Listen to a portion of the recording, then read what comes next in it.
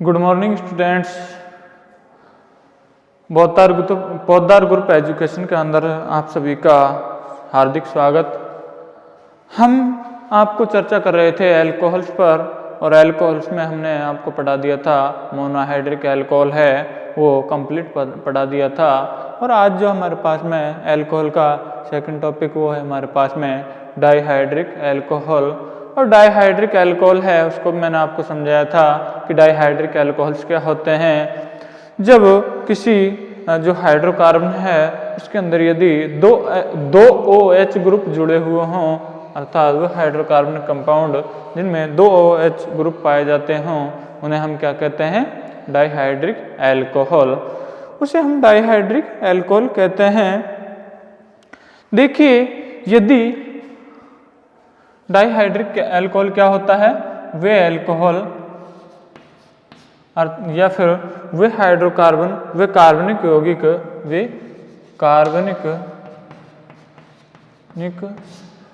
यौगिक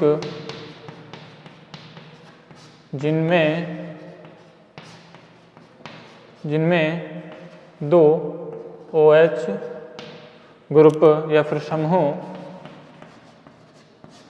पाए जाते हों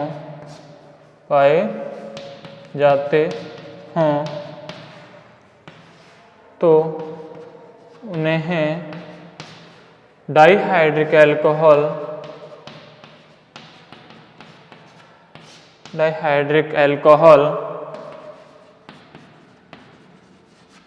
कहते हैं। देखिए, यदि किसी कार्बनिक यौगिक है उसके अंदर यदि दो OH ग्रुप पाए जाते हों तो उन्हें हम डाईहाइड्रिक एल्कोहल कहते हैं। यदि दोनों OH ग्रुप हैं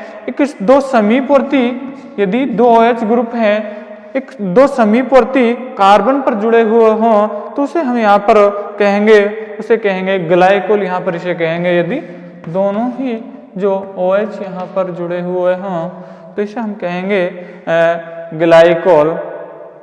जब दोनों हाइड्रोक्स समूह किसी निकटवर्ती कार्बन परमाणु पर होते हैं तो उन्हें हम 1,2-डाईओल या फिर अल्फा ग्लाइकोल यहाँ पर कहेंगे। अर्थात अल्फा ग्लाइकोल इसको यहाँ पर कहेंगे क्योंकि यहाँ पर दोनों OH ग्रुप हैं वो कैसे हैं? एक इसको यदि मैं R ग्रुप या फिर हाइड्रोजन यहाँ पर मैं लिखूँ, इसको हाइड्रोजन, तो देखिए यहाँ पे दो समीपवर्ती कार्बन परमाणु हैं और दोनों ही समीपवर्ती कार्बन, इसको मैं एक दूं तो इसको दो देना होगा मुझे CIP रूल के अकॉर्डिंग। तो देखिए इसको एक और इसको दो, क्योंकि दोनों ही तरफ या फिर इसको एक या फिर इसको दो दे सकते हैं क्योंकि यहाँ पे हमें पता है कि जो कार्बन पर जुड़े हुए ग्रुप हैं दोनों पर ही कैसे हैं? समान प्रकार के, है ना। तो देखिए ये यहाँ पर कार्बन एक 2 नंबर है ना, तो यदि 1,2 पर यदि 1,2 कार्बन है उस पर दो हाइड्रोक्सी ग्रुप जुड़े हुए हैं तो उसे हम क्या कहेंगे? ग्लाइकोल या फिर अल्फा ग्लाइकोल। इसे क्या कहेंगे हम यहाँ पर? अल्फा ग्लाइकोल, या फिर इसे हम ये कहेंगे एथिलीन ग्लाइकोल, इसे कहेंगे, है ना, एथिलीन ग्लाइकोल, है ना।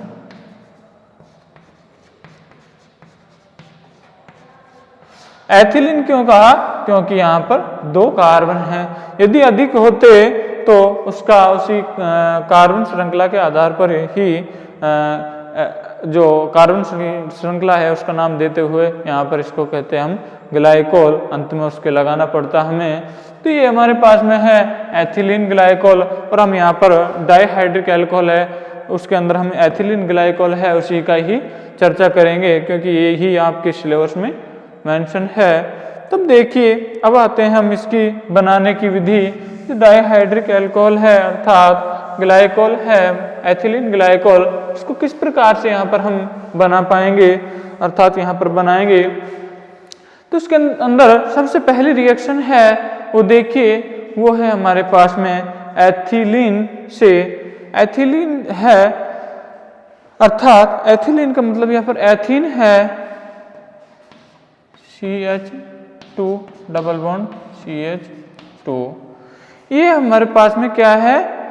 एल्कीन है ना, और 2 कार्बन है तो इसलिए क्या हो जाएगी एथिलीन, या फिर से हम कहेंगे एथीन है ना। एथीन हम यहाँ पर इसे कहेंगे, तो ये एथीन है। एथीन का जब हम रिएक्शन करवाते हैं, सबसे पहला नंबर की है वो है KMnO4 के साथ।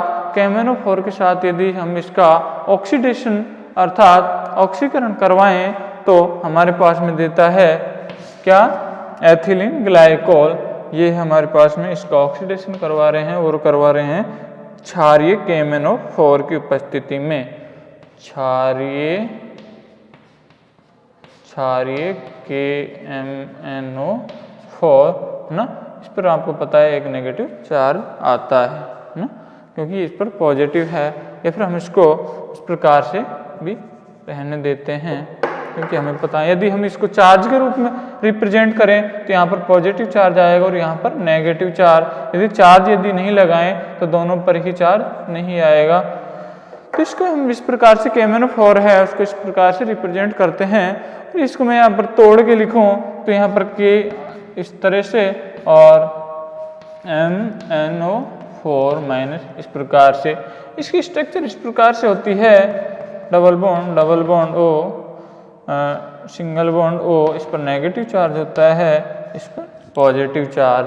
MnO4 माइनस है उसकी स्ट्रक्चर इस प्रकार से होती है, और ये स्ट्रक्चर है हम इसको वेस्पर थ्योरी और उसके अनुसार है हम यहाँ पर निकाल पाएंगे वेस्पर थ्योरी के अकॉर्डिंग। तो देखिए ये KMnO4 की उपस्थिति में क्षारीय KMnO4 है, उसकी उपस्थिति में जब हम एथीन का ऑक्सीडेशन करवाएंगे तो हमें देगा ये डाइहाइड्रिक अल्कोहल। जनरल रिएक्शन है मैं यहाँ पर लिख रहा हूँ, उसके बाद में हम इसकी मैकेनिज्म देखेंगे। OH, ये OH, ये तो हो जाती है हमारे पास में एक जनरल रिएक्शन। डाइहाइड्रिक अल्कोहल बनाने की पहली विधि है वो है एथीन से, है ना, वो क्या है एथीन, है ना।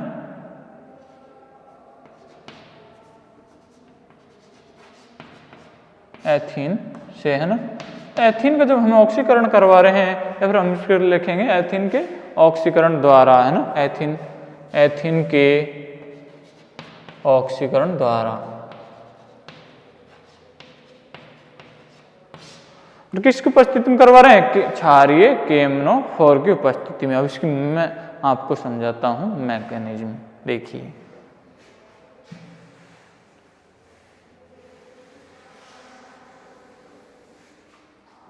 यहां डालते हैं मैकेनिज्म।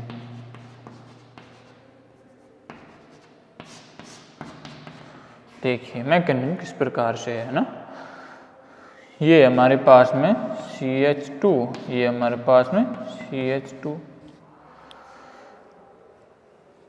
और रिएक्शन करवाते हैं किसके साथ, MnO4 माइनस के साथ। देखिए रिएक्शन किस प्रकार से होती है।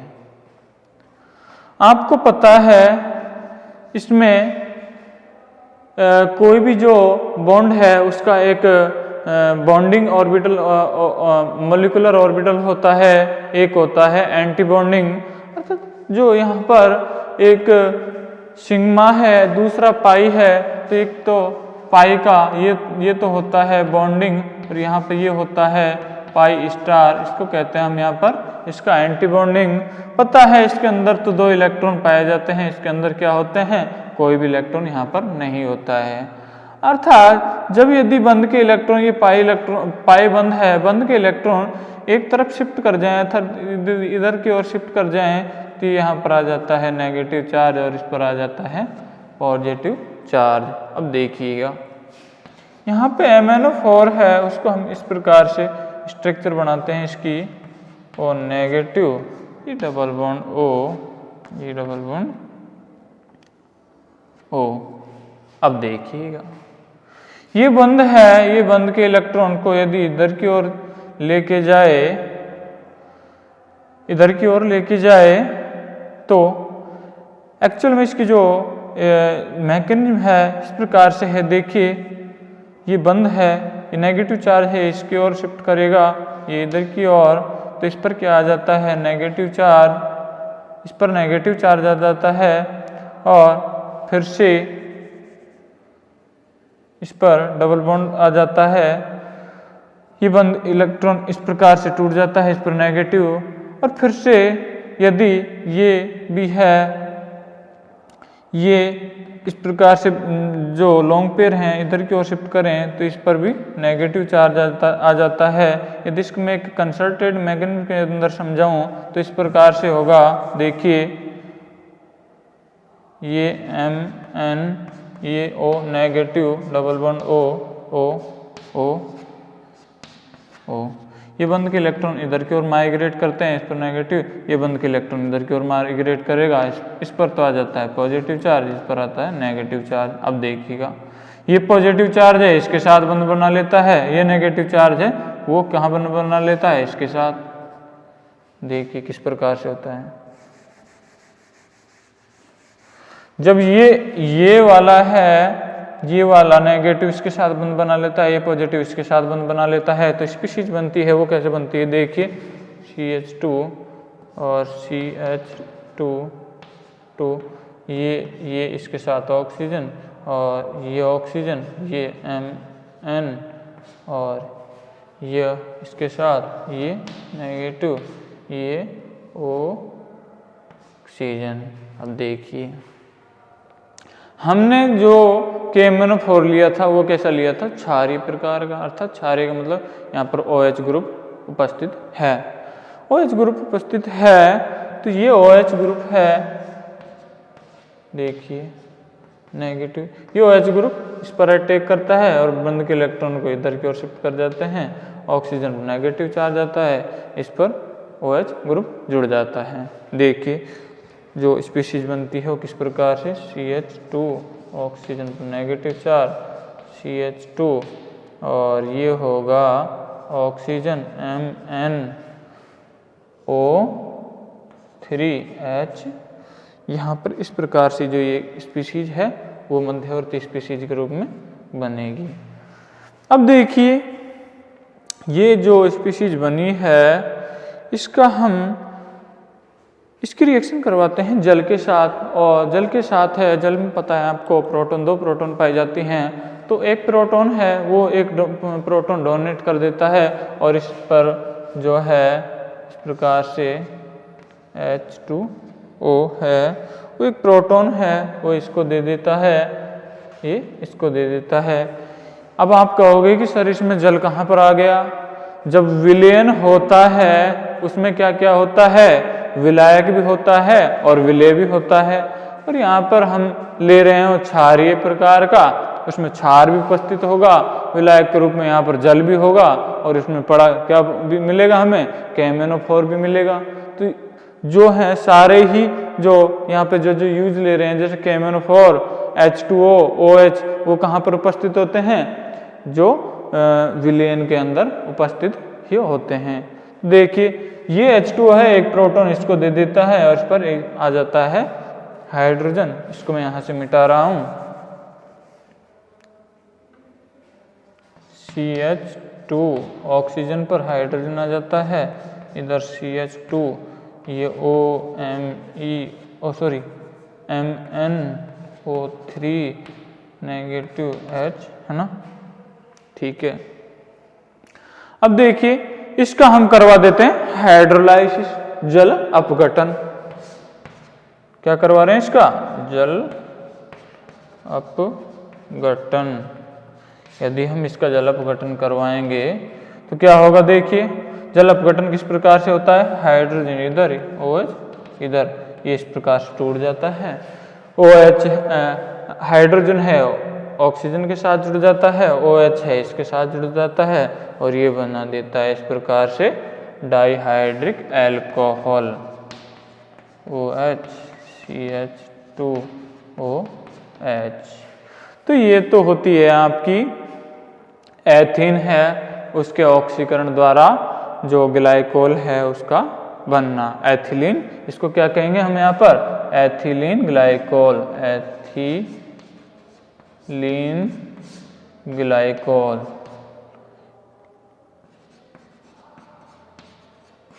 एथिलीन ग्लाइकोल है, वो यहाँ पर इसको कहेंगे।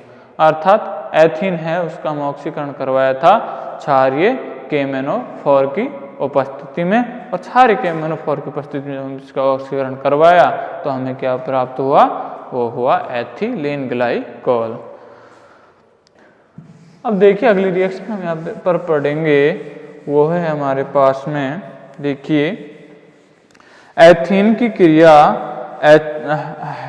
हाइड्रोजन परऑक्साइड मतलब H2O2 के साथ और किसकी उपस्थिति में करवाई जाती है, अम्ल की उपस्थिति में। अर्थात यहाँ पर जो एसिटिक अम्ल है उसकी उपस्थिति में करवाते हैं। डी रिएक्शन है, दूसरे नंबर की रिएक्शन वो है एथीन, या फिर इसको कहेंगे एथिलीन भी हम इससे कह सकते हैं, एथिलीन है ना। एथिलीन की हाइड्रोजन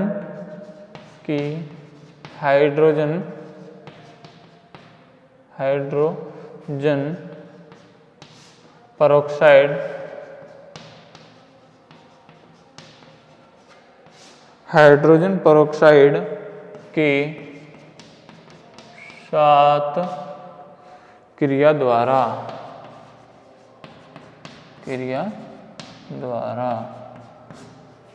किसका निर्माण कर रहे हैं, डाइहाइड्रिक अल्कोहल का द्वारा, डाइहाइड्रिक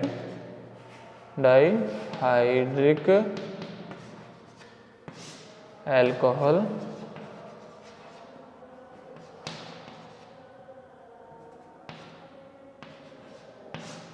का बनना। तो देखिए किस प्रकार से डाइहाइड्रिक अल्कोहल है वो बनता है। यहाँ पर ये क्या है हमारे पास में, एथिलीन है ना। इसकी रिएक्शन किसके साथ करवा रहे हैं, वो करवा रहे हैं हाइड्रोजन परऑक्साइड। हाइड्रोजन परऑक्साइड का जो सूत्र क्या होता है, H2O2 है ना, और ये करवाते हैं हम एसिड की उपस्थिति में। एसिड यहाँ पर लेते हैं जैसे कि एसिटिक अम्ल, जिसे क्या कहते हैं हम, CH3COOH है ना, या फिर हम यहाँ पर फॉर्मिक एसिड भी ले सकते हैं जिसका सूत्र होता है HCOOH।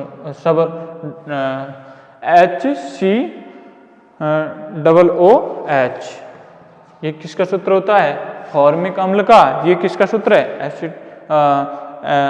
एसिटिक अम्ल का सूत्र। एसिटिक अम्ल में 2 कार्बन होते हैं, इसमें 1 कार्बन होता है फॉर्मिक अम्ल के अंदर। तो देखिए, और ये बना देता है इस प्रकार से डाइऑल OH। मैकेनिज्म आपके है जो दी नहीं गई है, तो यहाँ पे इस डायरेक्ट रिएक्शन है वो मैंने आपको करा दी है।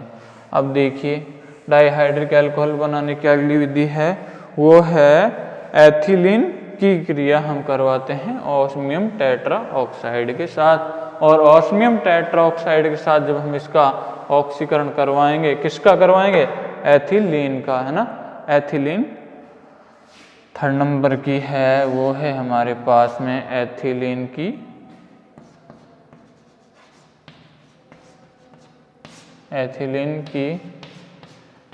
ऑस्मियम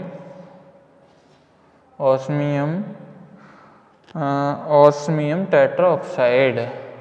ये क्या है हमारे पास में, ऑस्मियम है, उसका जो प्रतीक है वो होता है क्या, OS, और 4 क्या है हमारे पास में, कार्बन। तो इसको क्या कहेंगे हम यहाँ पर, ऑस्मियम टेट्रा ऑक्साइड है ना।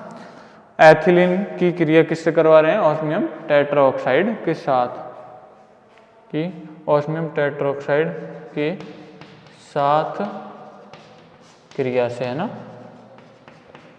क्रिया से डाइहाइड्रिक अल्कोहल का निर्माण। देखिए सबसे पहले मैं जनरल रिएक्शन बता रहा हूँ आपको, उसके बाद में इसके मैकेनिज्म पढ़ेंगे हम। OSO4 और ये बन जाते हैं हमारे पास में क्या, CH2OH। ये क्या बन जाता है हमारे पास में, एथिलीन की क्रिया किससे करवा रहे हैं, ऑस्मियम टेट्राऑक्साइड के साथ, और बन जाता है क्या, वो बनता है हमारे पास में एथिलीन ग्लाइकोल। देखिए इसके मैकेनिज्म, इसकी मैकेनिज्म भी किसकी तरह ही होती है लगभग, KMnO4 के साथ जिस प्रकार से हमने रिएक्शन करवाई थी लगभग उसी प्रकार से होती है। देखिए लेकिन ये हमारे पास में CH2 double bond CH2 osmium tetroxide है, उसको इस प्रकार से लिखेंगे। अब देखिए है ना, ये बंद के इलेक्ट्रॉन इधर की ओर माइग्रेट करेंगे तो इस पर नेगेटिव चार्ज, इस पर पॉजिटिव चार्ज, है ना। अब देखिए बंद के इलेक्ट्रॉन इधर की ओर माइग्रेट करें तो ये बंद के इलेक्ट्रॉन इधर की ओर आएंगे। इस पर क्या आएगा, इस पर पॉजिटिव चार्ज और इस पर नेगेटिव चार्ज, या फिर ऐसा भी हो सकता है। देखिए ये बंद है, इस बंद के इलेक्ट्रॉन भी जा सकते हैं इधर, इस बंद के इलेक्ट्रॉन इधर की ओर चले जाएं, इस बंद के इलेक्ट्रॉन इधर की ओर चले जाएं तो इस पर क्या आ जाएगा, नेगेटिव चार्ज, इस पर पॉजिटिव चार्ज आ जाएगा। अब देखिए ये पॉजिटिव और ये नेगेटिव आपस में एक दूसरे के साथ जुड़कर क्या बना लेंगे, बॉन्ड बना लेंगे। ऐसे ये पॉजिटिव इसका नेगेटिव ये आपस में जुड़कर क्या बना लेंगे, एक सिग्मा बॉन्ड बना लेंगे और इस प्रकार से मध्यवर्ती स्पीशीज है वो यहाँ पर बनती है। देखिए CH2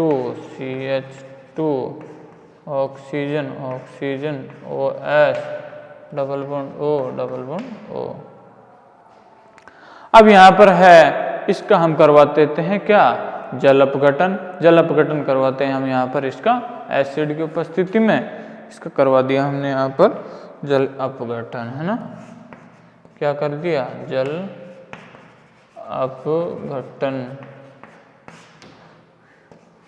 H2O, है ना, 2 मॉलिक्यूल ले रहे हैं। जल अपघटन किस प्रकार से होता है, देखिए हाइड्रोजन इधर OH इधर, हाइड्रोजन इधर OH इधर, ये जो है इधर की ओर इस प्रकार से टूट जाता है, ये इस प्रकार से टूट जाता है, इस ऑक्सीजन पर भी एक हाइड्रोजन चली जाती है, इस ऑक्सीजन पर भी एक हाइड्रोजन चली जाती है और इस प्रकार से बना देता है ये एथिलीन ग्लाइकोल CH2OH।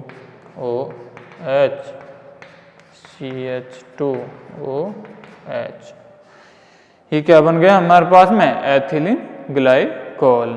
किसकी रिएक्शन करवाई, ये हमने एथीन की रिएक्शन ऑस्मियम टेट्राऑक्साइड के साथ हमने करवाई और ये बना दिया हमारे पास में क्या, एथिलीन ग्लाइकोल। अब देखिए अगली रिएक्शन देखते हैं अब हम।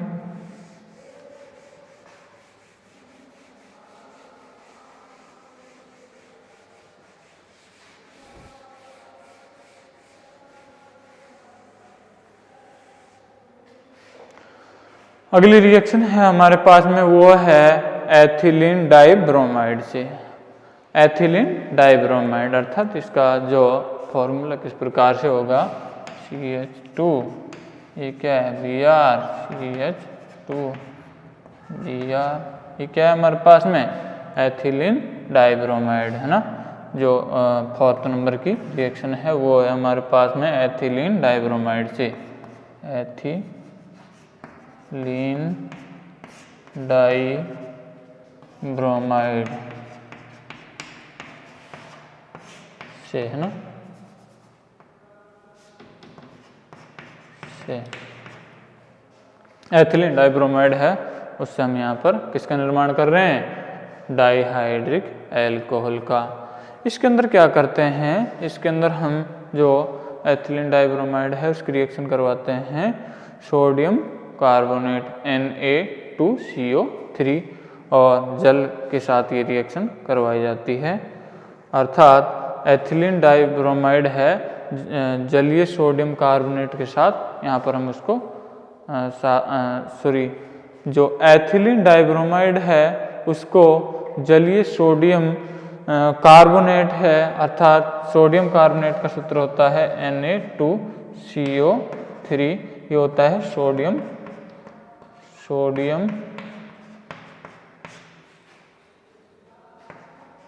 कार्बोनेट।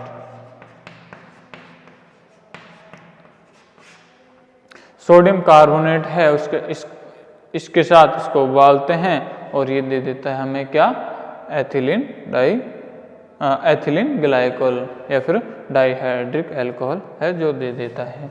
देखिए रिएक्शन किस प्रकार से होती है।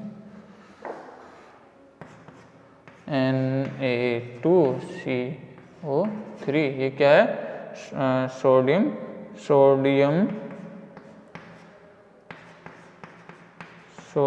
कार्बोनेट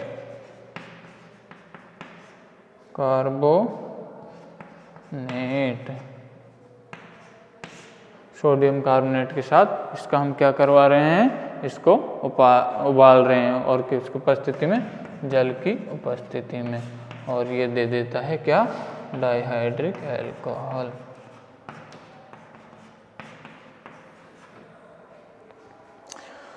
मोस्टली हैं जो डाइहाइड्रिक अल्कोहल्स की आपके यही विधि हैं जो दी हुई हैं।